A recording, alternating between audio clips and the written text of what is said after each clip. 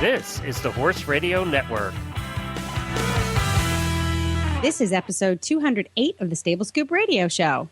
What do I do now? Please support our sponsors as they make this show possible. Equestrian Collections offers the whole universe of shopping at your fingertips at a price you can afford at equestriancollections.com. And also Kentucky Performance Products, scientifically proven supplements for your horse at kppusa.com.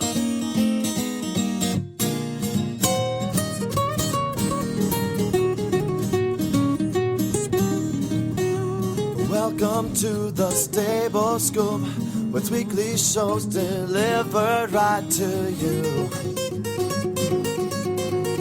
With Helena and Glenn the Geek, live from the stable, it's every week. They'll bring you the news through hail or high water, while using their tails as their own fly swatters. So sit on down and laugh till you poop, cause it's time again for Stable Scoop. Stable Scoop. The Stable Scoop. Stable Scoop. This is Glenn the Geek. And this is Helena B. And you're listening to the Stable Scoop Radio Show on the Horse Radio Network. Oh, productivity has been down all across the world the last 2 weeks as people try and recover from staying up late every night watching Olympic sports that they know nothing about, nor do they care about, but they watch anyway. Right. Right. I at least watch sports that I know plenty about. Did you know trampolining was an Olympic sport? Yes, I did. I didn't know that. Yes, it's been a key component of men's gymnastics forever. No, trampolining. Actually, trampolining on a trampoline.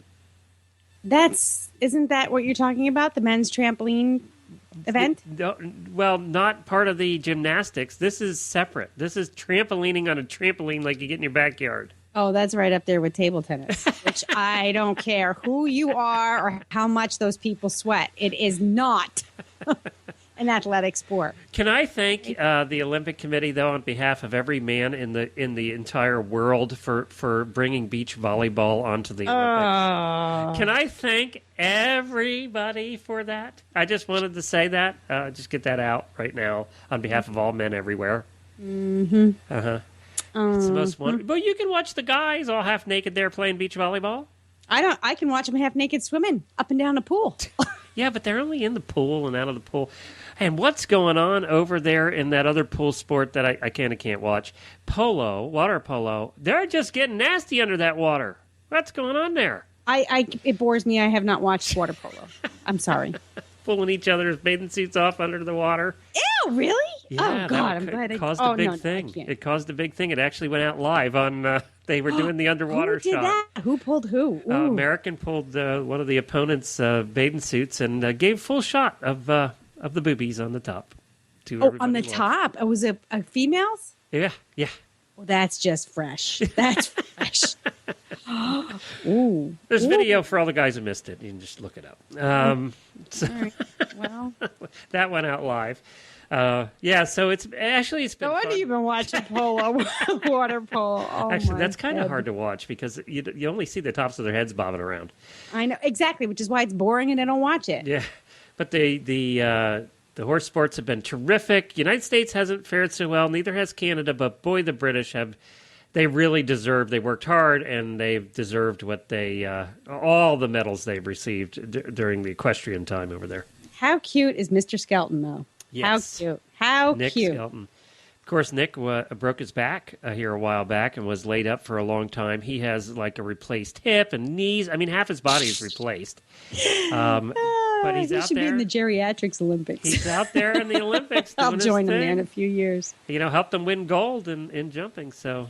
No kidding. I mean, seriously, there will be a time. And that fellow from Australia, the sprinter with, the double amputee. Yes. I'm telling you, there will be a time where the bionics that we get, our prosthetics, will make us better and faster than our fully human limbed. Do they have that available in the brain yet? The bionic brain. We don't have that yet, do we? I can't get a replacement at this point. Oh, man, I could use one. Let's line up. So we've been watching. I assume you guys have all been watching. You and Gracie and Peter have been watching the Olympics. Yes, that's about all Grace has been allowed to watch is the Olympics. Well, that's good. There is some fun stuff and sports you'll never see again for another 4 years. No, and she's like all of the Olympic gymnasts, the swimmers, the divers. They're all, even the volleyball players. She knows they're all her heroes now. It's almost like not almost like they are celebrities to her at this point. Well, and if you think about when we were growing up, we had our own Nadia Comaneci and all those names. Gaines, the whole gang. All those names, and back then you only had got 3 stations, so you watched the Olympics or a sitcom, and everybody gathered around and watched the Olympics, and they only showed a couple sports, they weren't showing everything back in those days. No. So the Jenners of the world, the Bruce Jenners, really did become superheroes, because everybody watched the same coverage. Now we have so many stations and different sports we can watch.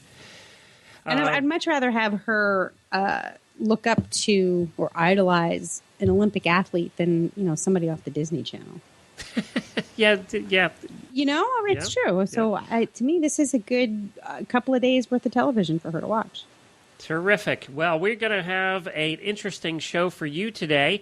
We have a training roundtable coming up with some listener questions. These are questions that you've sent in over the past period of time here that we've gathered up, and we have my wife, Coach Jen, coming on, who was we have your past coach and your current coach.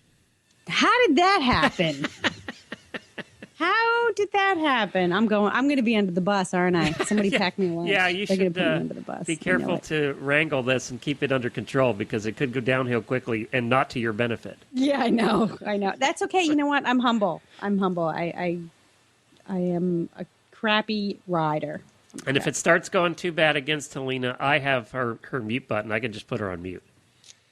I'll be a good girl. I think I will be. Yeah. And then we have our Tack and Habit segment coming up. We've had so many expensive products on Tack and Habit here recently. I have one that has a huge value today of $2.39, but you're going to want to buy 10 of them. Well, that's value. Yeah, you're right. The value may be huge, but the actual price. The price is $2.39, but you're going to want a bunch of them because it's a problem that we all have, and it really pisses us off, especially us horse husbands.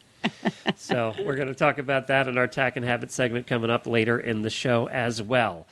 Well, let's first take a break for Kentucky Performance Products. We're going to switch it around a little bit today, and then we're going to come back and we're going to get our trainers on and answer some of your questions about training your horses.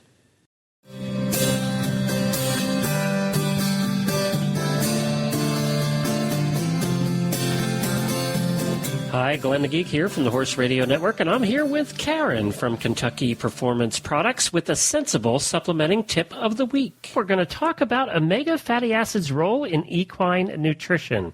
So, Karen, everybody hears about omega fatty acids, but a lot of us, we hear about it and then it sort of goes out of our brain and we don't really absorb what they are or why they're important. Right, and Glenn, I think it's just very confusing to a lot of people, and mainly because there's so many of them and they have so many odd names. So I think the easiest thing is to just try to simplify it as much as I can for you. Omega fatty acids are considered essential fatty acids. And what that means is they are fatty acids that are required for a biological purpose in the horse. In other words, they're not just used for fuel or energy, but they actually have a purpose. And they are considered essential because the horse cannot manufacture them on their own. We have to provide them in the diet. And because of the way we manage horses nowadays, we've kind of moved away from managing horses just with a fiber source. In other words, it used to be horses just, grazed all day out on the pasture and different grasses. They got a little bit of grain now and then, maybe at the end of the growing season, but for the most part, they're eating grass. And grass is very high in omegas, in the good omegas for horses. So there's two kinds of omega fatty acids. There's omega-3 fatty acids and omega-6 fatty acids. And horses need both, but they need them in the correct ratio. And if you look at the ratio of omega-3s to omega-6 in different feedstuffs, if we look at grasses, we see that grass has 5 parts omega-3 to 1 part omega-6.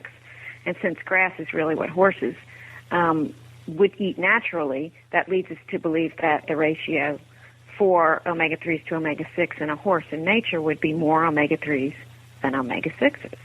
So does that make sense? Do you have any questions Yep. on that so far? So what we're looking at is we don't really know. The researchers have not determined what the exact perfect ratio of omega-3s to omega-6s in horses, but we know that they need more omega-3s than 6s. And we're looking at somewhere between a 3-to-1 to 5-to-1 ratio in the diet. That seems to be a good spot to start, or a good thumb rule.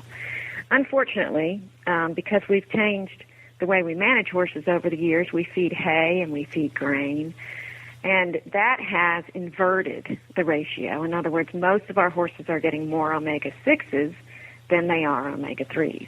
If you have an inverted ratio, in other words, if you have more omega-6s than omega-3s, then you have more inflammation in the body than you normally would if you had a higher amount of omega-3s.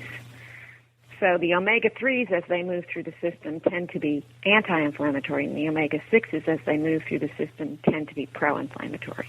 Your horse can use either 3 or 6, and they will use whatever is provided to them. But the result could be either beneficial or not so beneficial to your horse. Now, your horse does need some of both, but that ratio is very, very important. How do I then turn it around to get more omega-3s back in than omega-6s? Well, there's a couple of things that you can do. Grass is absolutely, again, it's what nature intended horses to eat, so it's a very good source of omega-3. So if you can allow your horse to graze for the majority of the day, then of course that's almost... Which our horse would turn into you could fly him across the sky because he'd be a hot air balloon at that point. That's right. A lot of horses can't because we've improved our pastures so much.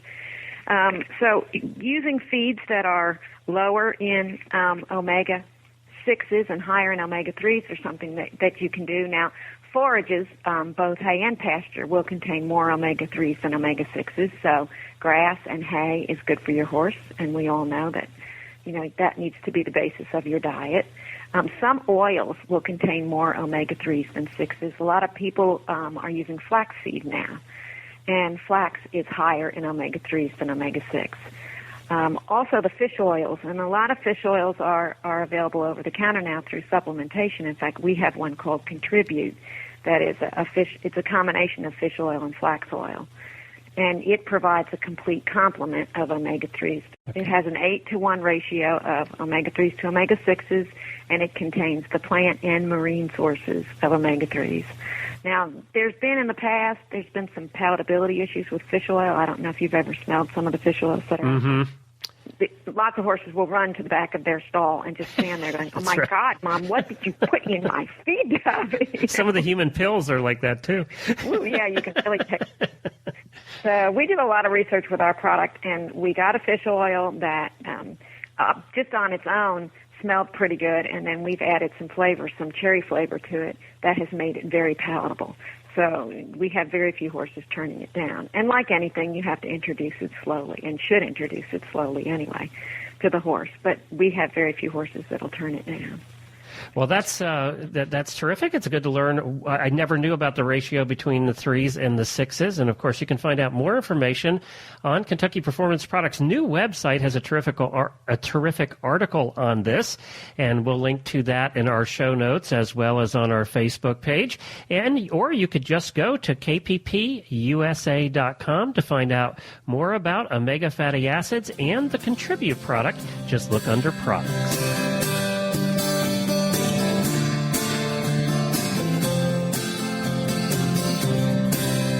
Well, now we're going to bring up two of Helena's favorite people, her ex-trainer and her current trainer. Why don't you introduce them both? My ex-trainer, gosh, that sounds so insidious. No, I would say my former trainer. That's better. That's right. Okay. Yeah, X seems like I sounds like you got cut her divorced. off. Yeah. My former trainer is Coach Jen from the Horse Radio Network, the resident expert and host of Horse Tip Daily, which is my favorite podcast ever. It even beats out all of my favorite NPR podcasts. Coach Jen and I go way back. We worked together in a very prestigious hunt barn up here in the Northeast, and I got a lot of real world experience underneath Jennifer. She was a fabulous coach, a mentor, and as I always say, I joke around, but I'm really serious when I say this. She is literally a walking encyclopedia of horsemanship. And this isn't just let's see, the world of hard knocks. Jen is also a Pony Club graduate. She's got her PhD in Pony Club. So she knows what she's talking about. And I'm always happy to have her on because the questions I have for her never end. So she might not be physically here to teach me, but she's always just a phone call away. So we're going to say welcome to Coach Jen. We also have on with us today Nora Harris. And Nora Harris is the owner and operator of Nora Harris Equestrian, where they focus on hunters, jumpers, and dressage. So she's a trainer and a riding instructor, and she is certified with the American Riding Instructors Association, which I love. I love that organization.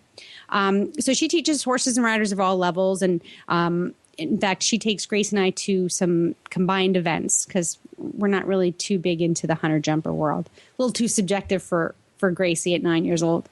But so Nora's got this lovely broad scope of experience. And right now she's based in Portsmouth, Rhode Island, out of the Carnegie Abbey Equestrian Center. And she does travel. So not only does she have horses at that location, she also travels around as a freelance instructor and coach. She graduated summa cum laude from Virginia Intermont College with a degree in equine studies with a focus on equestrian sports psychology. How cool is that? Equestrian sports psychology. I know. Isn't that awesome? No wonder you two get along. I know. She was a wicked good young rider, very successful competitively in the collegiate world of riding. And she even worked for some top-notch professionals like Olympian Leslie Burr Howard, and got a whole host of experience with champion warm blood breeders, Suzanne and Joe Hutton of Dream Hill Farm. If you take a look at Dream Hill Farm's website, you'll drool over some of their babies. So, Nora comes with both book learning and real world experience. And I have to tell you, she is one of the most diplomatic, kind, but firm trainers that I've ever had the pleasure to work with. And she can make any horse look fabulous, regardless of their training. Even the green ones, they go so easy under her, So she's a great person to watch as well as a great person to learn from. Terrific. Well, let's get them on and bring up some listener emails. Well, thank you, Jennifer and Nora, for joining us here today.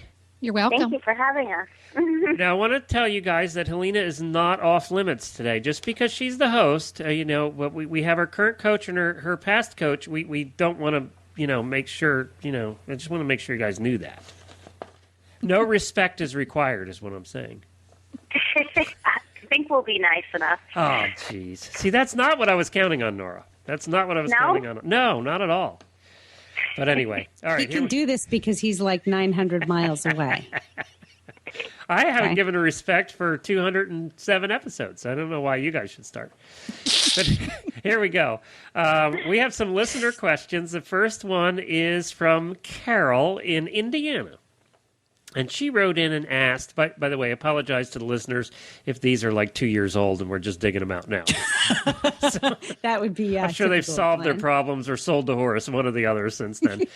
So they wrote in and asked about learning how to do trot poles, and yes. They're over at the Olympics. Yeah, they're now riding. It's Nick Skelton wrote in about 3 years ago.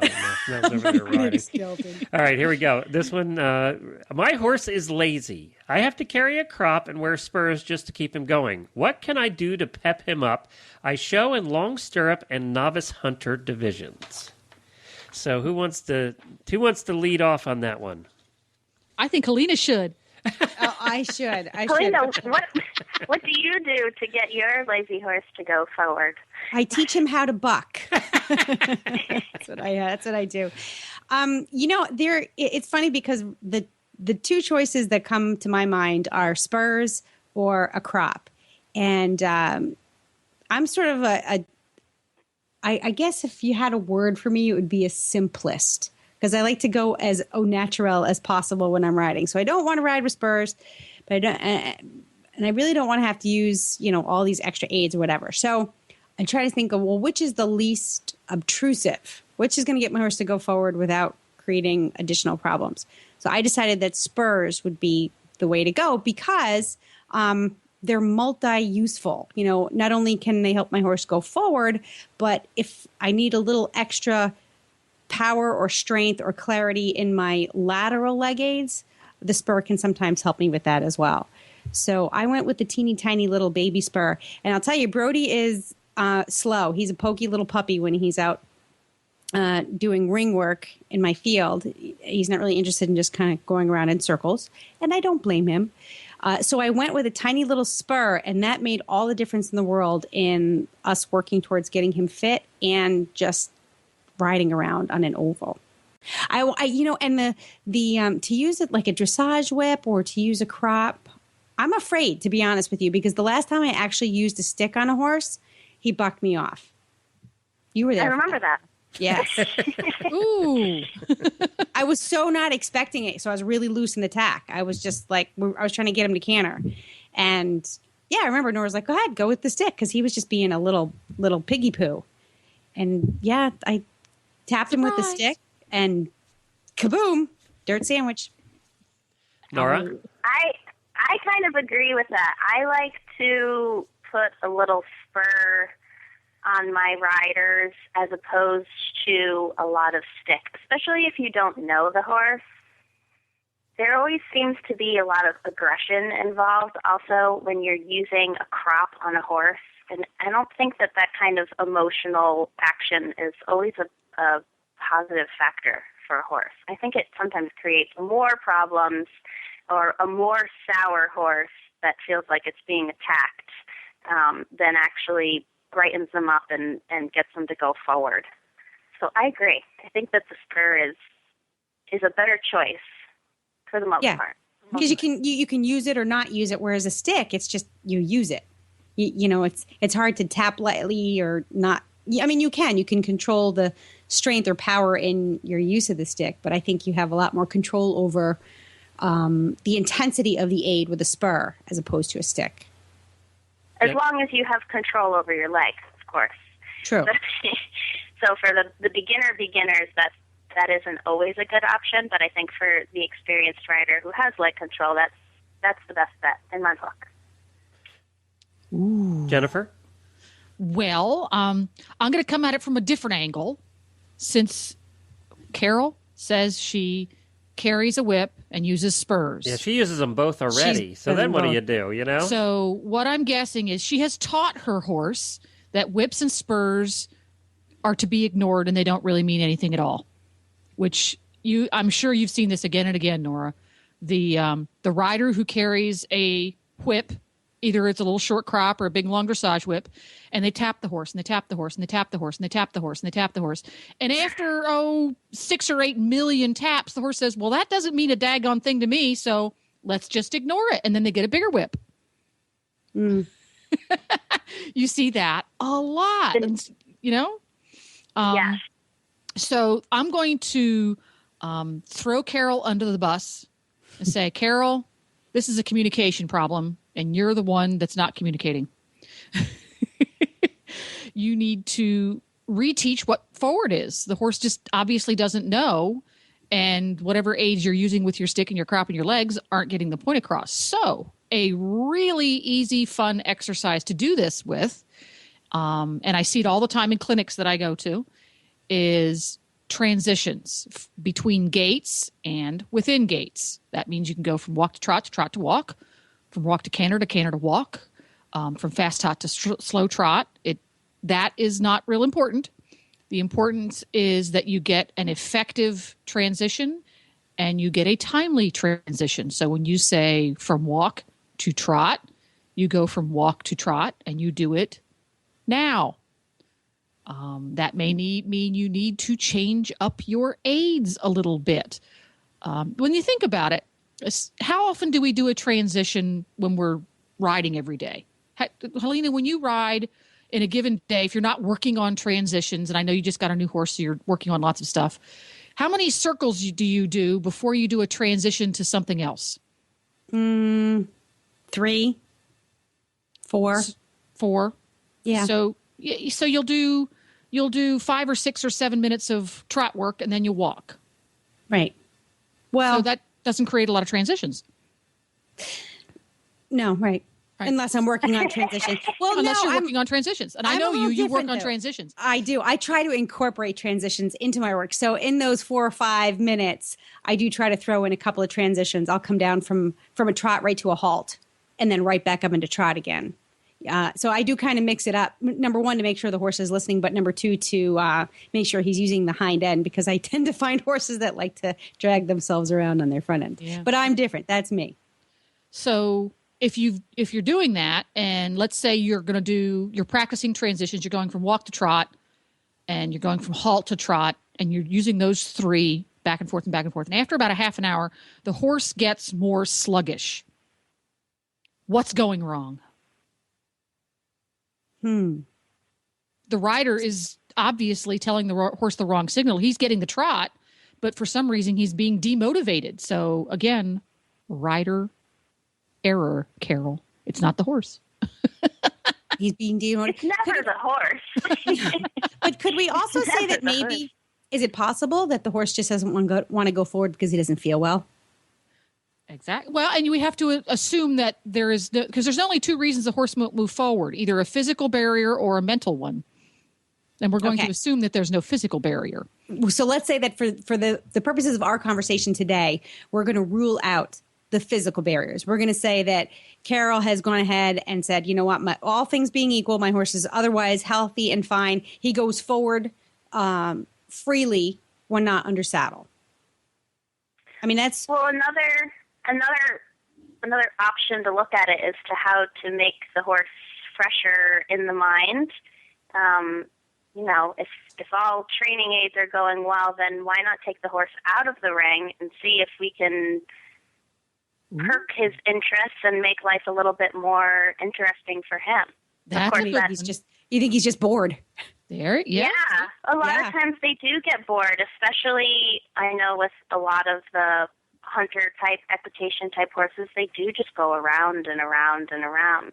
And a lot of them, you take them out of the ring, and if you have a nice field to ride in or a soft grassy edge to a road, and get them out and get them moving around and looking at nature and and other things, and not just sand and jumps. I think that really helps to keep the mind of the horse fresh.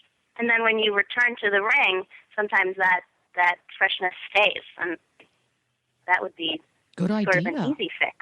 Yeah. An easy fix for everyone. And it didn't cost you anything at the tack shop either. No. And no extra training sessions or lessons. Just go out the gate. Take a walk down the road and back. Go out the gate. And if you go trail riding with me, you're guaranteed to have a turkey land on your horse's head. That'll spice things up a bit. You had a turkey land on your horse's head? Yeah, when we went trail riding in Pigeon Forge when we were there last summer, we went and Jennifer drugged me out trail riding and said, "You have to go trail riding with me up the mountains there in it was in western Tennessee, or eastern Tennessee rather." And we did this lovely trail ride with this nice guide, and I had a great horse. And first thing, we head out, we go over this tiny little bridge with some trees above it, and this turkey flew down from the top of the tree and hit my horse's head. That's your duck. That's like your duck. That's your turkey. No longer a duck, it's a turkey now. Leave it to Glenn to have a turkey. So, yeah, things can be exciting when you trail ride with me. All right, next question. This is from Cindy in California. I've been successfully showing my 8-year-old quarter horse gelding at unrecognized shows, and now I want to move up to some rated shows. How can I teach my horse to tuck his knees over fences? Ooh, quarter horse jumping. Wow. There's one. Yeah. Who wants to take this one and lead off? Not me. Jennifer, Nora, jump in. Gymnastics is the best way to teach your horse how to use his body properly over the jumps or in the most stylish manner. Depending on the level of the horse and rider, lots of times small gymnastics are appropriate. They don't have to be enormous. And trotting in is always a good option for those gymnastics so that the rider doesn't need to worry about a distance to the gymnastics and then getting out. So I would say trotting in over a small cross rail, canter one stride to a vertical, canter one more stride to another vertical, and teaching the horse to go straight and use his body and adjusting those distances appropriately so he can use his body well would be my number one recommendation. Love gymnastics. That actually, when you described that line there, I could visualize it very clearly in my mind, and it was very inviting. I was like, oh, I want to do that right now. And it should be. And it also teaches the rider to have a good balanced position and to ride straight and to jump with the horse instead of maybe ahead of the motion or behind the motion. Builds confidence, too, in both horse and rider, and strength. Gymnastics. So I'm a big fan. I'm a gymnastics girl. I am absolutely on your page, Nora. And might I add, if you want to get the full effect, in the spirit of the Olympics, if you get your horse some nice Lycra shoulder guards and maybe a little bit of twinkle for his eyelids, he can be outfitted like a proper gymnast and then go to town. Just make sure he sticks his landing. No, I don't know if we want to stick the landing. No, I'm thinking that's probably not a good idea, and I don't even know much. Let me ask you a question then about gymnastics and or what it means to go from an unrated show circuit to the rated show circuit. Obviously, we want form and function. I believe that they go very, very closely together, and really one doesn't necessarily follow the other. I think a horse can learn one so that they can perform better with the other. For example, form, if you have nice form over jumps, really what you're doing is you're being an effective rider over jumps or on the flat, whatever it is that you're doing. So why does it matter then when you're going from an unrated show circuit to a rated show circuit that form should be so much more important? Or is it really function that we're talking about because you're getting more competitive at that level? I really don't think that there should be a drastic change in how you ride when you go from a schooling show to a rated show, because, I mean, really, the judges should be looking for the same quality in the horse and rider, and the same style, everything like that. The difference is at the rated show is there's going to be perhaps a higher quality of horse there, people with more resources to spend on horses with good style and lots of talent, to spend on training, to spend on fancy equipment, which is something that shows up a lot at rated shows. So really what the rider is striving for is the same, but there's going to be more people with more resources at the rated shows. And so sometimes people with less resources have to work a little bit harder to achieve the same results and to be competitive. That's a really good point. Yeah. So Nora, this is a question because I didn't spend nearly as much time doing hunters and jumpers as I did in the eventing business, and obviously us eventers are much more into staying on than whether or not our horses' needs are up. When a rider goes from regional level to rated level, the competition gets tougher. You have like you said, you have athletic horses, people with resources, etc. Are there things that a rider who is at that point, because I come across a lot of these people, they're at that point in their riding where they feel like they want to go and make that jump into rated shows, even if it's not the A's, maybe it's the B-rated shows, but they're hesitant. What advice would you give to those people, and what would you suggest that they do to prepare themselves so that when they go, they're not disappointed in themselves, not because they're not winning ribbons, but because they feel intimidated by the level of competition? What would you, if that was your student and the student had the physical skills to move up, but was worried about not fitting in or worried about not winning ribbons and feeling like they weren't doing well because they weren't winning ribbons, what advice would you give to that person to encourage them to go ahead and test yourself a little bit, move up and give it a try? The biggest recommendation I give to my kids is go into the ring and ride the best that you can. Put it all out there. Be smart. That's a big phrase I use with the kids. I say, you may not be the best rider in the ring, but you can always be the smartest. You can always be the smartest rider in the ring. So use the tools that you have in your toolbox, right?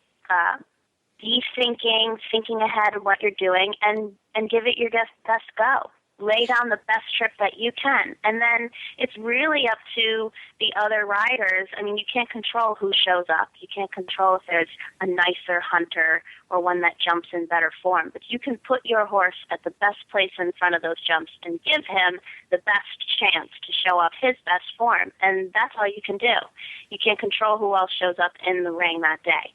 So if you give your horse the best chance, even if you don't pin, you don't get a ribbon, or you don't win, at least you know you did the best you could. And the rest is really up to whoever else shows up that day and how well they ride.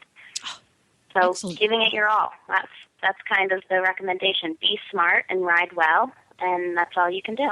Give me an example of what it means to be smart at that. Does that mean having a strategy for each trip? What does that mean to be smart? That means to you. Well, I'll give you a good example. I have a student, and she has a very weak left leg. So if she's making a circle or making a turn after a jump, say a rollback turn, and she has a weak left leg, her horse doesn't always move away from that left leg in the turn. It's that idea of inside leg to outside rein, right? So sometimes she makes a turn, and because her horse doesn't move away from her left leg, he falls in, and that will maybe put her too close to another jump or give her a bad approach to whatever jump she's going to. And I say, then don't turn so early. If you know your horse is going to drift in on your left leg, then don't turn so early. A smarter idea would to be go straight for longer and then make your left turn, because you know he's going to fall towards your left leg, and you're going to end up further in than you thought you would. So there's an example of being smart. If your horse drifts to the left, don't turn left so early to cover up for the drift. So take what you have to work with and work with it. Don't necessarily try to change it.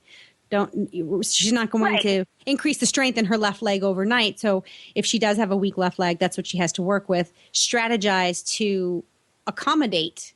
Well, I guess that's with anything. You're going to strategize to accommodate your strengths and weaknesses. You just have to be aware of those strengths and weaknesses for every individual trip, whether it's a go cross country or whether it's in the hunter ring. I guess you kind of do have to analyze every single ride. Exactly. Not every rider is going to have the same plan. Not every rider is going to have the same strategy. And so you have to go in with a strategy that works for you and your horse. Not what Susie did on her horse, and she scored a 90. Well, maybe that's not the plan for your horse. Your horse needs to do something different so you can show it off to your best ability. Right. Great advice. That's great. I really love that Nora. The that's a really good example of riding smarter, and I suspect there are a lot of us out there that you see the big picture, the whole round, but you really need to break it down to those small pieces and make sure every single piece, from trotting in and doing your warm-up circle to transitioning back to a walk after the last fence, every single individual piece, just like individual pieces of a dressage test, really need to be ridden at their maximum for that particular team on that particular day. That's exactly it. All right, Cool. Terrific. One more question for you here, and this is from Lisa, who is in Indiana. And she says, and you know what? This relates to the largest growing population of the horse world, and that's women who are coming back into horses after being off for a while. I am a rider of a certain age who's going back to riding after some 20 years of desk jockey lifestyle. The day after my first ride, 30 minutes, I could hardly walk. I know how she feels. Yeah, I do that every time I ride my bike every day. I do that every time I get out of bed. What can I do to help ease those stiff, sore muscles the next day? Can I recommend? I can answer this one. And even better, is there anything I could do to minimize how sore I get in the first place? The gym for about 2 months before you started riding would have been terrific. That probably would have helped. But I can answer that. Glenn, in his infinite wisdom. Yes. I'm going to start out with this one because I've had so much experience and time spent with physical therapists over the last year. To reduce muscle soreness, you can reduce the pain and the inconvenience of muscle soreness by, I'll tell you, ice. And Jamie Cohen, our equine sports massage therapist who has been on several times on the Horse Radio Network, he is a big fan of ice, and he definitely got me on the ice bandwagon along with my physical therapist. Ice is such an incredible healer. It does a lot for inflamed tissues, and really that's what your soreness is. It's just inflamed tissues. You've woken up those muscle fibers, and they're sort of, you've screamed at them, you put them to work, and they're kind of screaming back at you. So ice is great. 20 minutes on, 20 minutes off. That's all you have to remember. I do that over the course of the evening. But in terms of preventing soreness, it is having a plan, starting out slow. Don't ever put your body into a place where you're working so intensely after not having worked for a really long time. So baby steps. And if you're the impatient type like I am, just do lots of baby steps. Getting into the saddle, sometimes just sitting and walking. When I first got back into the saddle after my ACL surgery, all I did was sit and let my body get reacquainted with the muscles that are required for sitting up straight in the tack. And then it was, well, let's just squeeze my legs to move off at the walk. And now that you're an able-bodied person, so you don't obviously have to go that slow or with those baby steps. But find out, again, think about what your baby steps are. Maybe you do just want to do a couple of weeks or a couple of months of walk trot. So again, just back it up, go slow, and with each ride, increase your level of physical intensity in the saddle a little bit more, and you'll find that you're less likely to stress out your muscles and your bones. Jennifer? My advice is going to be straight from the trainer's handbook. You need to warm up and cool off before. Well, and you're right. It's simple. You do. You go to the barn, you get on the horse, you go for a ride, you get off the horse, you get back in your car, and you go on with your life. Learn some simple yoga exercises that you can do without too much embarrassment at the barn. Wait, I just have to interrupt you for 1 second. I think yoga is the best thing to happen to horsemanship ever. Just go ahead. Go ahead. And target those key areas that have the most tension when you ride. For example, your thigh muscles, your ankles, your shoulders, your lower back. Those are muscle groups or areas that very commonly get sore for riders.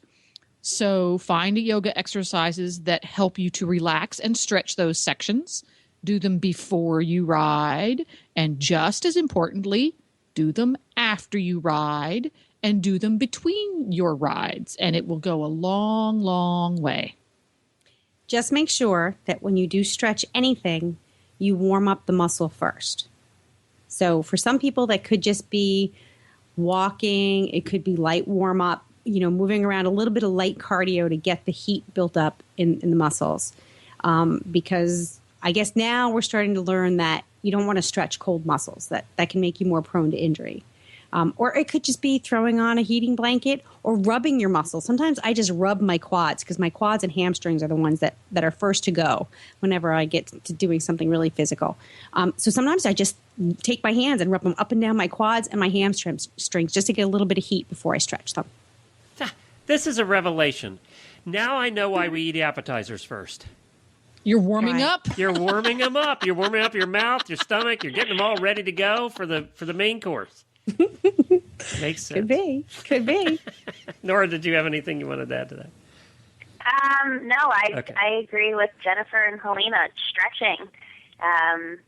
Stretching. I have a lot of young students who have sore backs, and they go to the chiropractor and they get massaged, and that can all be very expensive. But what you can do at home is just stretch the hamstrings, especially the hamstrings, because that's really what pulls the lower back out of order.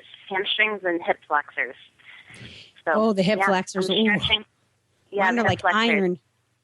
I one of the things that's nice about yoga, just another plug for yoga here, is that again, for those of you who might be impatient, I always hated stretching before any of my sports. Just, and like so impatient. Let's just get to the fun, fast stuff already, right? One of the things that I found that's really nice about yoga is it is self-stretching, but the positions make it feel like a massage. I had one yoga instructor just say to me, she had given me something, you slip one arm under another, you're laying on the floor, you're all twisted up. It felt so good. It was like, she said, isn't that just yummy? And so it was this other way of stretching that didn't really feel like you were stretching. It felt like you were treating yourself to a massage. And nobody's believing her. Nobody said what? It's true. The problem there is I have to have I have to have a pit crew nearby to get me untangled if I do that kind of stuff. I mean, it's easy. They have yoga for people like you, Jen. And we're going to end on that. Yoga for people like Jen. Pick the remote up, put the remote down. Pick the remote up, put the remote down. Well, guys, thank you so much for joining us today. Nora, what's your website? www.noraharris.com. All right. And, of course, you can find Jennifer over at horsetipdaily.com. Thank you both. I hope we can do this again sometime in another 2 years when I have more listener questions. Thank you for having me. Bye, guys. Thanks. Well, that was fun. We're going to have to do that more often. And I think this is my favorite Stable Scoop episode ever. You say that You've every said week. that before. No, this is really it. This trumps them all. I get to talk training issues with my two expert training, like, wing girls. Well, if you have any training questions or any questions at all about your horse, send them over to Helena, Helena, at horseradionetwork.com, and we'll try and get them answered by somebody on a future show. We know a lot of people here in the horse world, so we can certainly find somebody to answer some question or another. We'd love to hear from you. Now it is time for our Tack and Habit segment.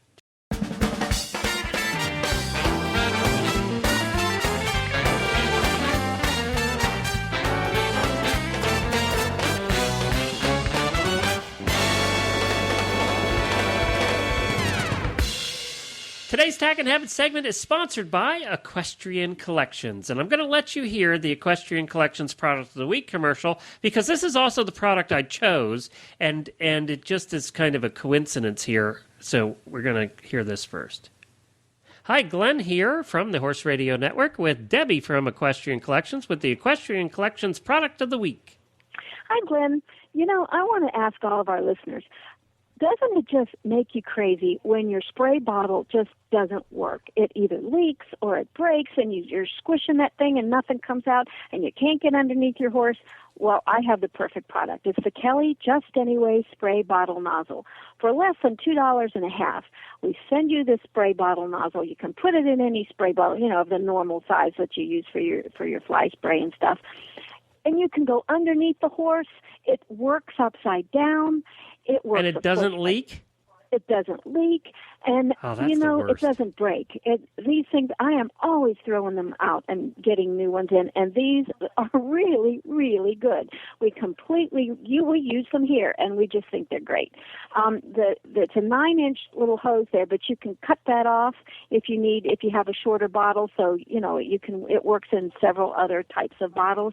And for $2.50, it would make the perfect little gift for somebody at your barn that's having a birthday, or, you know, for a stocking stuffer as the holidays approach. It's just, and they're in stock too, so get them while they're hot. Well, and it doesn't leak, right? It doesn't leak. Because that's the worst thing. You're there spraying, you turn the bottle over to get the bottom of the horse, and it leaks all over your hands. And then you got to wash your hands. You got fly spray all over you. It's just, you know, it's one of those things we all have to deal with as horse people that I didn't know there was a solution for. So now there's a solution for less than $2.50. You might as well buy 10 of them and replace all your bottles. Well, that's exactly right. And you can go on our website, www.equestriancollections.com, and just search for Just Anyway spray bottle, and it'll come right up for you. Terrific. EquestrianCollections.com. All right, so now I'm picking an expensive product, as you heard in that commercial. I'm choosing that product because I am so excited about the Kelly Just Anyway spray bottle nozzle. Now, they couldn't have had a more hard name to say. But this is a spray bottle nozzle worth $2.39 that can squirt upside down and does not leak. How much does it drive horse husbands especially crazy, and you guys, when you turn your bottle upside down and it leaks, or you're trying to squirt underneath and the fly spray leaks all over your hands? I hate that. I do too. I do too. That's like when you're giving your horse a bath and you're spraying his ears with water and it drips down your armpit. Oh, I hate it. I just hate that. Peeve. Well, now they're claiming that this nozzle really works, and she said Stephanie has used it from their company. So I had a minute to call Stephanie back and say, does it really work? So here, you can hear that short conversation. Okay, Stephanie from Equestrian Collections, I've been told that you have actually used this miracle spray nozzle from Kelly that actually you can turn it upside down, and that's one of my biggest pet peeves as a horse husband is when I have to do the fly spraying or when I have to put Shoshine on or anything, and you turn it upside down, it leaks all over your hands. So it works great. It lets me get that fly spray in all the nooks and crannies where the bugs like to bite that you can't get the fly spray in, and my hand stays dry, and it continues to spray. It doesn't, just empty the little tube that's in the top, and then you can't spray it anymore because it has a little nozzle at the bottom of the nozzle, so that when you turn the liquid upside down, it will pull it from the bottom. So it works great. So there it is. Stephanie says it works. You can spray upside down, and the neat thing about this nozzle, it has a hole at either end of the little pipey thing. So if it is upside down, it's still picking up. It works upside down too. That's why it works upside down too, is because it draws from either end of the nozzle pipe. Isn't that a cool idea? So it's just the top. It's not the whole spray bottle. You can put it on any old spray bottle. You put it on any old spray bottle. Those screw tops are standard for most of the fly sprays. Like your spray comes in. And I have to spray upside down a lot because I have to spray Beaker's tummy twice a day because there's bazillions of blood-sucking insects in his paddock. I already told Equestrian why haven't you already bought me ordering half a dozen 10 of these because you might as well order 10 of them, one for every bottle at that price. I mean, why not? Jennifer, what is your, at the moment, I know that you're searching for the holy grail of insect repellents, but what is your preferred fly spray right now? Oh, I'm glad you asked. That was a question for me. As regular listeners to Horses in the Morning and Horse Tip Daily know, we do have a mosquito problem here in Ocala. Thank you, Tropical Storm Debbie. She brought out the mosquitoes in full force. Don't have a lot of flies, so I just use Nature's Defense fly spray. It's a natural product. It's not really oily. It works fine for flies. Doesn't do squat for mosquitoes. So, after a bit of surfing on the internet, I found some research that indicates that catnip is a good mosquito repellent. Really? So, I took the beast's catnip. Every time I get the thing out to make some fly spray, he looks at me like, that's mine. And I made catnip tea with it. I heated up some water, put some catnip, catnip leaves like you buy for your kitty. And I put them inside of a coffee filter and tied the coffee filter shut. So it would go on and put it in the hot water. And put about 2 tablespoons of rubbing alcohol in the water as well. Let it steep until it turned nice and brown, probably 10 or 15 minutes. Put it in a spray bottle and sprayed it like crazy. And it really, really helps. You're kidding. I am thrilled. Fabulous. That's fabulous. I have to, and I was supposed to do this, and as we're discussing this right now, I just remembered that I was supposed to send you a box of mugwort, which we talked about, because I have that here. But we also have catnip growing all around our patio. And I'm wondering why the mosquitoes don't come on. We really haven't had a mosquito problem here. But we have these huge catnip plants all over. They surround we have a semicircular brick patio, and the catnip grows all around there. So I can actually box that up and send it to you. Now, so either that or just cut some off and rub it all over the horse. We do that too. Well, that's what we do with the mugwort. Any type of wild growing insect repelling plant, you just take the leaves and you crumple it up and you rub it. I rub it all over their faces, especially like their eyes, because we have face flies around here. And so they go right into the, right into the horse's eyes, the corner of their eyes. So I take the plant and I rub it all around the rims of their eyes. And that helps keep the flies away from the eyes. But tell me something, Jen. Why the alcohol, the rubbing alcohol? What does that do? Well, the articles and research bits that I read did not specify exactly what parts of those catnip extracts did the repelling, because some of the stuff is going to be water soluble and some of it is going to be alcohol soluble. And I wanted to make sure I released everything out of there. So I put the alcohol in there on the off chance that what I really needed was the alcohol soluble bits. Got it. So you needed something to make sure it broke down so that it could be aerosolated. Or so whatever. It would go into my solution, like you have, oil, that kind. So that was an Alton Brown, thank you very much, Food Channel trick. So I did that to make sure that worked. And there was only tablespoon. I would use like a 2-cup measuring cup full of water, about 2 tablespoons of alcohol, and then I'd pour it into my sprayer, and my sprayer makes about 3 cups so it gets diluted just a little bit, but it was all pretty much straight tea, and I'd spray it on him twice a day. Now, prior to this, the poor old Beaker, he would look like a piece of cauliflower in the morning when I would go out from all the mosquito bites. Yeah. And significant reduction, more than, I would say 75% fewer mosquito bites if I put it on him twice a day. Now, you said it doesn't do much for flies. We don't have a bad fly problem here. Matter of fact, I hardly ever see a fly. Doesn't do squat for flies. Yeah, it's just it's flies. definitely a mosquito thing. And it doesn't smell hardly at all. Okay. Now, the one problem we've been having is every stray cat in the neighborhood is attached to his face in the morning. But other than that, it's been fine. Yeah. And that's a problem because... I never thought of that, Glenn. Remember the next door neighbor's cat came over here and got loose and came over here to our house? Yeah, he was following Could be the horse. why. Light bulb moment at Horse Radio Network. Well, I have to say, one of the things that I noticed in my new fly repellent, I actually went to a tack shop and paid retail for 2 fly sprays. I tried 2. I said, my teas, because I've been making teas of all kinds, and they have not been working against the big biting horse flies. And you have a lot of those. You know what we works do. against those, Alina? What? Nuclear fallout. Yeah, no kidding. I know. Or like a bug-shaped rifle. So I don't know, something I could nail those things. But they bring out the violent side of me. A 22. So the deer flies and the big biting horse flies. So I paid retail, which is painful for me because I don't normally have to do that. And I bought a bottle of Absorbing Ultra Shield Green because I like to keep it as natural as possible. I've tried some of the black bottled commercial fly sprays, and the chemical smell is so strong, it just sends off all kinds of bells and alarms in my head. Like nobody should be breathing this stuff in.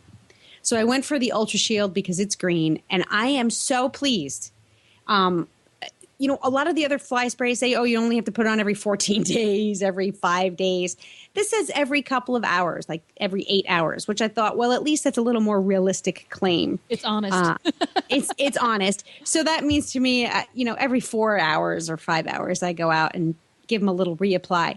It's been really great at keeping the biting flies away. I mean, great. I'm very impressed. And the particular sprayer they have sounds a lot like the one that we're featuring today. Well, you can turn it upside down, but it almost vaporizes the spray instead of like a wide stream of liquid. It mists. Super fine, yeah. It's super fine. I love that. And of course, that can be found at Equestrian Collections as well. So if you're looking for this Just Anyway spray bottle nozzle, you can also check out. They have refill bottles too, the Ultra Shield Green. They have the big gallons. Yeah. I used the green the year it came out. I got a sample of it from the folks over at WF Young, the absorbing people.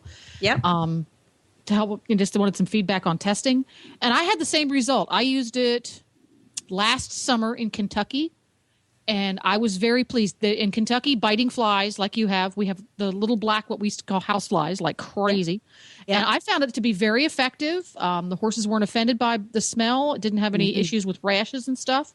Nope. So get your Ultra Shield Green, and then get yourself one of those nifty, what are they called again, sprayers, Glenn?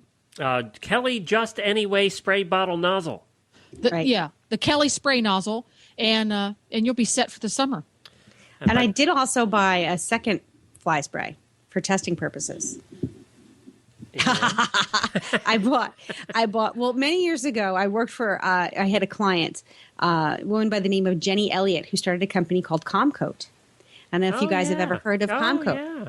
Right. So I did a lot of her marketing for her. And so she sent me, free samples of her product, which I absolutely love for a multitude of, sweet itch, rain rot, chiggers, healing wounds, all kinds of wonderful things.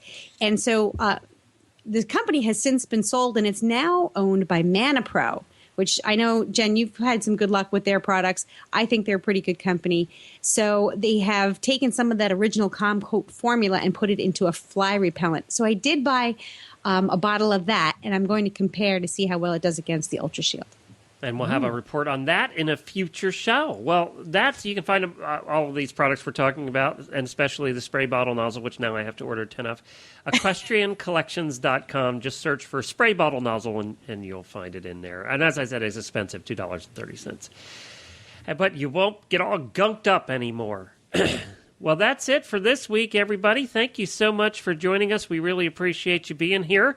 We hope that you are enjoying the Olympics. As of this point, when this show is coming out, the equestrian stuff is over for another 4 years. But we have the World Equestrian Games coming up in 2 years in France. So they don't get the kind of coverage, though, the TV coverage that the Olympics has gotten this year. It has been nice. I don't care.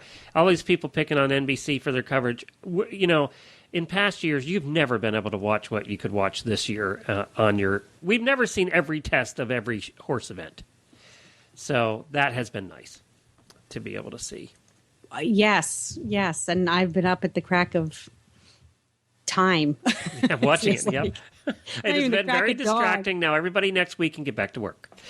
So yeah, no kidding. That's been the nice little mental vacation. Oh, sorry, I can't do work. I have to watch show jumping. That's right. I'm required. I'm a horse person. Yeah, it's true. I get all like, it's streaming live. I can't be bothered answering your emails. Do you know that the Brits are going now? Well, that's it, everybody. Thank you so much. You can listen to all the past episodes of the Stable Scoop Radio Show at stablescoop.com and all the shows, including Jennifer's, at horseradionetwork.com. Don't forget to check out Horse Tip Daily. You have how many episodes up there in Horse Tip Daily now? 671. Oh, my gosh. That's awesome. Now, they're short. They're usually 5, 10, 15 minutes, so they're short. You can get through all of those. If you started at episode 1, you could probably get through all of them in a year. No problem. Thank you, Jennifer. You're welcome. Bye-bye, guys. Thanks, Jen. Say all right, goodbye, Glenn, Helena. we did it, didn't we? We made it through another episode. Yes. Say goodbye. We have to go. Oh, we do. Well, happy scooping, scoopers.